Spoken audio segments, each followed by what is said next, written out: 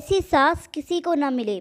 मेरी शादी को 2 साल हो गए हैं, मगर इन 2 सालों में कभी भी मैंने सुख की सांस नहीं ली। इसकी जिम्मेदार मेरी सास है।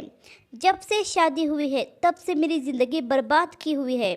मुझे घर का कोई काम करने ही नहीं देती। जब भी कोई काम करने लगूँ तो एक ही जवाब मिलता है, तुम्हें बेटी बनाकर लाए हैं, नौकरानी नहीं। कमरे में जाकर आराम करो। मैं तंग आ गई हूँ सारा दिन बिना काम किए रहकर।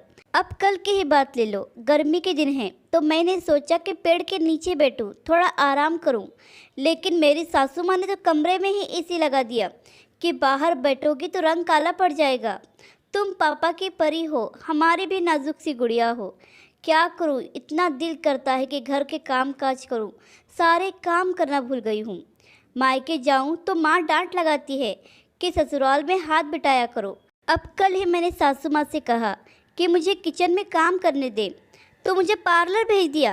कहने लगी लुक संवार लो, घर के काम काज के लिए तुम्हारे नंदे हैं ना। अब तीनों टाइम खाना कमरे में ही मिल जाता है और चाय भी।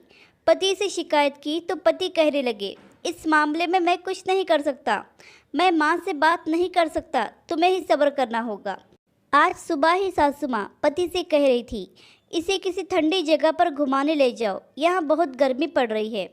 मैं तो तंग आ गई हूँ इन सारी चीज़ों से। अब आप ही बताओ मैं क्या करूँ, रोने का बहुत दिल कर रहा है। हे मालिक, ऐसी सास किसी को ना दे। आशा करती हूँ कि सास बहू की छोटी सी कहानी आपको पसंद आई होगी।